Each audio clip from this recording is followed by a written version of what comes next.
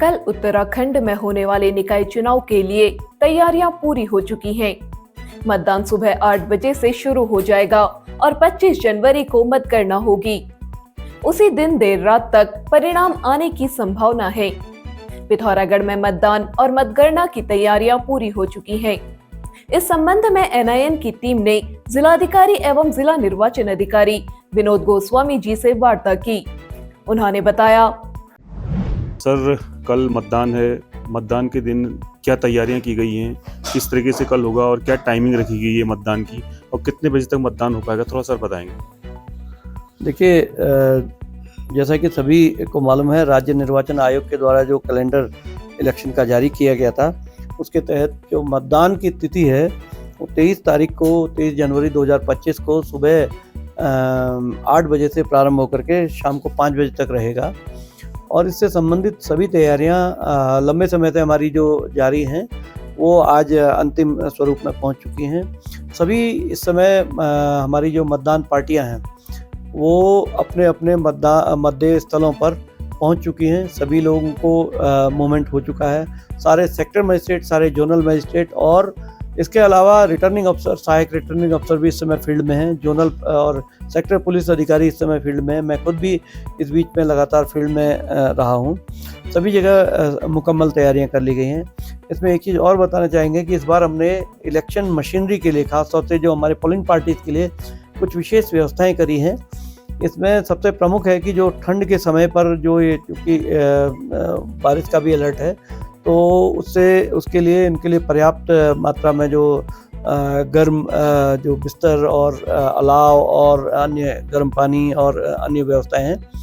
साथ ही साथ उत्तम भोजन की भी उनके लिए, सभी के लिए व्यवस्था की गई है।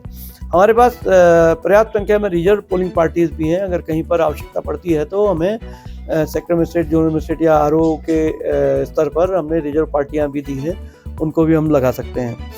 चुनाव की जो पूरी प्रक्रिया है वो शांतिपूर्ण और निष्पक्ष और पारदर्शी तरीके से रहे, इसके लिए हमने पर्याप्त जो पुलिस बल है उसको भी सभी जगह पर लगा रखा है। सभी थानों में जो थाना रिजर्व है वो है। विशेष तौर पर हम ये बताना चाहेंगे, जो संवेदनशील और अति संवेदनशील हमारे मतदान स्थल हैं उनमें सभी अधिकारी इस समय भी भ्रमण कर रहे हैं, कल भी भ्रमण पर रहेंगे। तो किसी भी प्रकार की हम गड़बड़ी को नहीं स्वीकार करेंगे। शांतिपूर्ण, सुदृढ़ और पारदर्शी मतदान करवाना हमारी जिम्मेदारी भी है और हमारा दृढ़ संकल्प भी है। सर अगर कल कोई शांति व्यवस्था भंग करता है, मतदान को अगर प्रभावित करने की कोशिश करता है, तो उस स्थिति में क्या एक्शन लेंगे सर? देखिए, पहली बात तो ये है कि हमें पिथौरागढ़ के सम्रांत जनता पर और यहाँ के जो सारे उम्मीदवार हैं उन पर, सभी पर पूरा भरोसा है। हमने इनके साथ कई राउंड की मीटिंग्स भी करी हैं, सारे पार्टी प्रत्याशियों के साथ, उनके अभिकर्ताओं के साथ, पोलिंग पार्टीज़ के साथ। जो पोलिंग जो इलेक्शन के से लड़ने वाले सारे दलों के साथ में, तो ऐसी कोई घटना नहीं होनी चाहिए।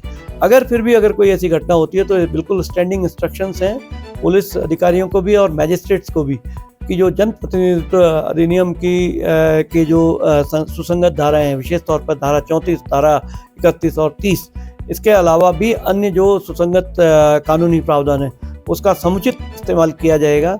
कल रात ही हमने जो है इलेक्शन को प्रभावित करने के लिए जो कुछ अनधिकृत रूप से कुछ कार्य किए जा रहे थे उसको हमने चेक किया, उसको पकड़ा और उसमें मुकदमा भी दर्ज किया है।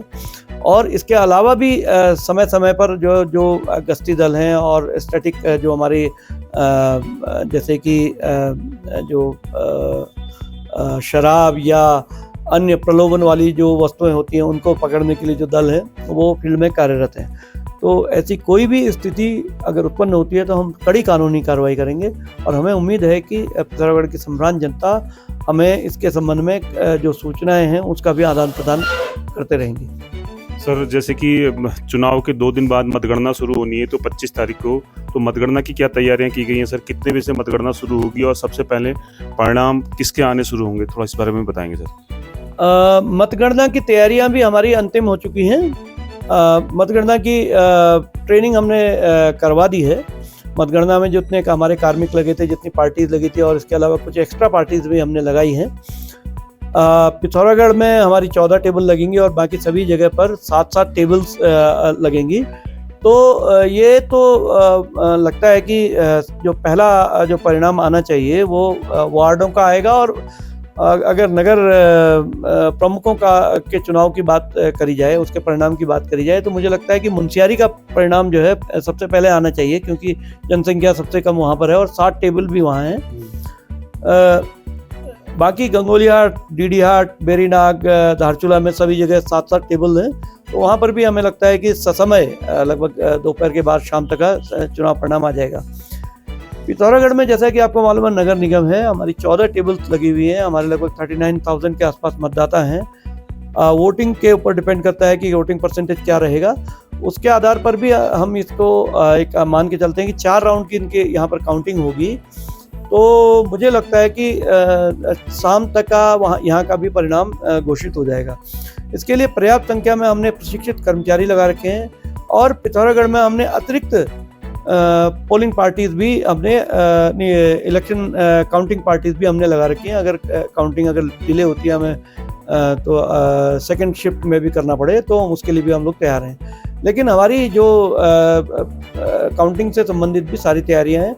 और ये सारी जो मतगणना है, ये भी मैं बताना चाहूँगा कि सारी मतगणना सीसीटीवी की निगरानी में होगी। सभी जगह सीसीटीवी लगे हुए हैं, सभी जगह जो हमारे स्ट्रांग रूम है मैंने पर्सनली देखे हैं, सुदृढ़ हैं, सभी जगह बन चुके हैं।